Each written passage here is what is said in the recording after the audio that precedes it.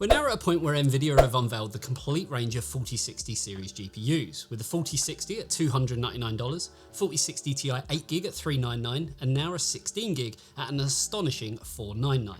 And so far, consumers haven't exactly been flocking to buy them. So if you have around $400 and want something that offers value for money, what are you to do? Well, that's what we're going to look at today. But before we get into that, here's a quick word from this video sponsor. Hello mate, you alright? Yeah, just got all the bits for my banging new gaming PC. Just got to put it together. It's going to be so much better than yours. Oh, right.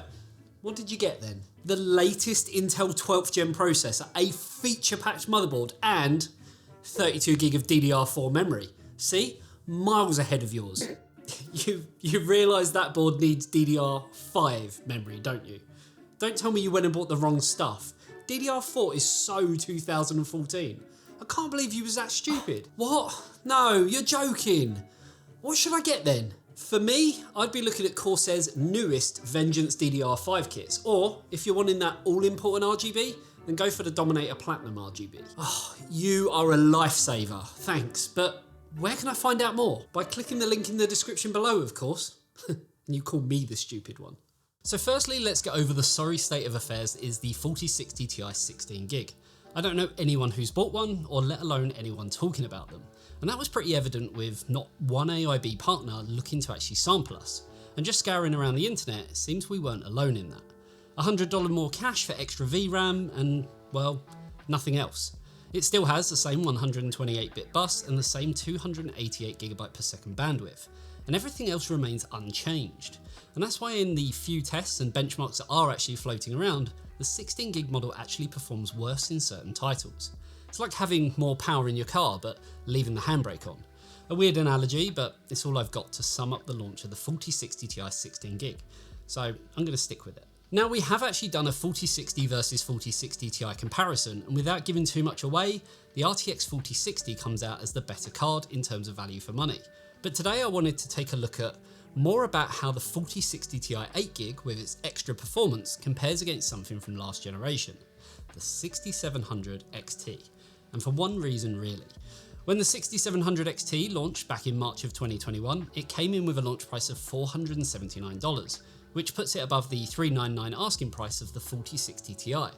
But on paper, it looks better than the new Ada Lovelace GPU in a variety of areas. Not only does it use a 192-bit memory bus on an X16 lane, it has 33% more memory bandwidth overall.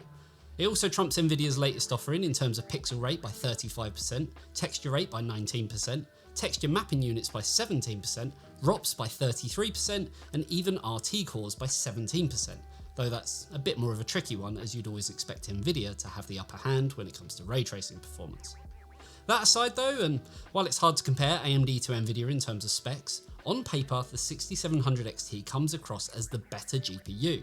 Though coming in at launch 20% more expensive, you'd expect it to, even if it is older, at least to a degree. Well, that's where things get really interesting, because over the last few months, the RX 6700 XT has seen some pretty sizable price cuts, and can now be snapped up for $329, though we have briefly seen it drop to just under $320. That now puts it 17% cheaper than the arguably somewhat overpriced RTX 4060 Ti.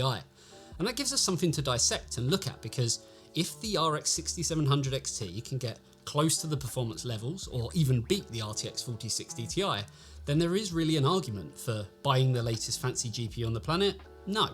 Instead, go for something like this. And that's where testing them both comes in. Now to test, we put both of them onto our usual GPU benchmarking rig with an Intel Core i9-12900K on an Asus Maximus Z690 Hero motherboard, along with 32GB of Patriot Viper 6200MHz dual channel memory. All of our testing was done on Windows 11 with the 4060 Ti using the 536.20 GeForce driver and the 6700 XT using the 23.5.2 Adrenaline driver. We tested a total of 15 games, and due to the nature of the cards, we'll be focusing on 1080p and 1440p, and also looking at the overall averages of both resolutions a little later on. So, with that out of the way, let's jump into those glorious benchmarks. So starting things off with a Plague Tale Requiem, and it's here that straight away the 4060 Ti comes in with some pretty good numbers at 1080p, with the 6700 XT coming in 18% slower overall. while at 1440p that margin shrinks to just 4%, meaning that the 6700 XT is the better one to buy if playing this title at the higher resolution. In Assassin's Creed Valhalla, both the 4060 Ti and 6700 XT come in with very similar performance, with just a single frame per second difference between them, which can be chalked up as a margin of error in both the averages and the 1% lows, and it's also the same again at 1440p. The 4060 Ti does manage to come out on top by a single FPS, but I'd honestly deem this one as a bit of a draw, which, due to the value proposition that we're looking at, actually means the AMD base card is the clear winner. In Call of Duty Modern Warfare 2, the 6700 XT sits around 3% behind the 4060 Ti and comes in again with very similar numbers at 1440p. If the results continue like this, it's a pretty easy conclusion in favour of Team Red. Moving on to control, and again the 6700 XT does come in slower, but only by a margin of 5% at both 1080p and 1440p, which again is great news for the Radeon based GPU and shows that the 4060 Ti comes in with worse value for money. Cyberpunk sees things move around a little at 1080p on the Ultra preset, now with the 4060 Ti coming in slower by 7%, while 1440p sees the cards switch back in places, now with the RDNA 2 GPU coming in 8% slower than the NVIDIA card. The 4060 Ti then comes in 10% slower than the 6700 XT at 1080p and Death Stranding, and the same for 1440p. Again, this further cements the 6700 XT, showing the superior value for money at its new lower price point. Doom Eternal sees the 4060 Ti come back out in front, but again at 1080p, it's only by a margin of 6%, while 1440p comes in with the same, a 6% slower experience for AMD, though the 1% low figures align together a little bit better. Booting up Dying Light 2 and at 1080p, the 6700 XT pushes ahead, leaving the 4060 Ti trailing behind by just under 3%. That gap widens slightly at 1440p, where NVIDIA sits 4% behind, again leaving me wondering why anyone would pay extra for the newer GPU, short of ray tracing and upscaling technologies being a big focus. In F122, the 4060 Ti falls behind by a larger margin of 13% at 1080p, and even being beaten by the 3060 Ti from the generation before. 1440p shows a similar affair, with the Ada Lovelace based GPU now sitting 10% behind, which again spells trouble for NVIDIA. In Far Cry 6, the 6700 XT again pushes ahead, leaving the 4060 Ti a small 1% behind.